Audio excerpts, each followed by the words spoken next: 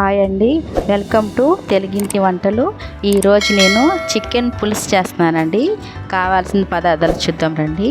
Chicken ముందుగానే బాగా కడిగి ఉప్పు, పసుపు, కారము, అల్లం తెల్లగడ్డ పేస్టు, ధనియాల పౌడరు, చికెన్ మసాలా అంతా వేసి బాగా కలిపి half an hour నానబెట్టుకున్నానండి.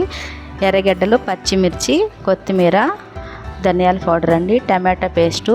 First stove వెలిగించి బాండ్లు పెట్టుకొని ఆయిల్ పోసుకొని ఆయిల్ వీటెక్కాక ఈ ఎర్రగడ్డ ముక్కలన్నీ పచ్చిమిర్చి వేసి బాగా దోరగా వేయించుకోవాలండి. దోరగా వేయించుకున్నాక కొంచెం కొత్తిమీర, పుదీనా కూడా ఉంటే కొంచెం పుదీనా కూడా వేసుకోవచ్చండి. రెండు కలిపి బాగా దోరగా వేయించుకోవాలి. ఇది మనం ముందుగానే అన్నీ కలిపి పెట్టుకున్న చికెన్ అండి. ఇది కూడా దాంట్లో వేసేసి ఎర్రగడ్డలతో పాటు కొంచెం సేపు బాగా ఫ్రై చేసుకోవాలండి. చూడండి, ఇట్లా బాగా దగ్గరికి చికెన్ అంతా ఇట్లాగే బాగా దగ్గరికి ఉడికిపోతుంది. కొంచెం సేపు మూత పెట్టుకొని చూడండి, చికెన్లో ఉన్న వాటరు మనం ఎర్రగడ్డలు వేసాం కదండి, అంతా బాగా ఇట్లా దగ్గరికి ఉడికిపోతుంది. ఇది చికెను బాగా దగ్గరికి అయిపోయాక ఇప్పుడు మనం ముందుగానే టమాటాలు మనం పేస్ట్లా చేసి పెట్టుకున్నాం కదండి.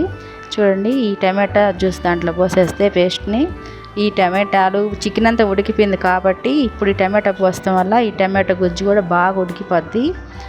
చూడండి, ఇట్లాగా ఈ చికెను పులుసు అంటే చింతపండుతో కాదండి, టమాటాతోనే చాలా బాగుంటుంది. ఇది వడలోకి, మినప గారెలు, దోశ, పూరి, చపాతీ, రైసు సూపర్గా ఉంటుందండి దేంట్లోకి తిన్నా కూడా.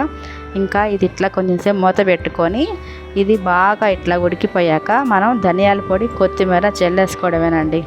చాలా తక్కువ టైంలో ఎక్కువ టేస్ట్ చికెన్ పులుసు అండి. ఇది చాలా సూపర్గా ఉంటుందండి. చూడండి, ఇట్లా ఉడికిపోవాలి మొత్తం పులుసు. ఇది మనం రైస్లో తినచ్చు, చపాతీ, వడ అంత దేనికైనా ఈ గ్రేవీ సూపర్ ఉంటుంది. ఈ పులుసు మా ఛానల్ని సబ్స్క్రైబ్ చేసుకోండి, లైక్ చేయండి, షేర్ చేయండి. టేస్టీ చికెన్ పులుసు రెడీ అయిపోయిందండి. నేనైతే రైస్లో తింటున్నానండి.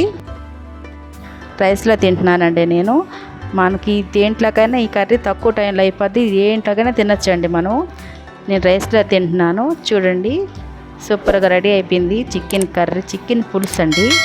టేస్టీ చికెన్ పులుసుతో నేను తినేస్తాను. Thank you for watching.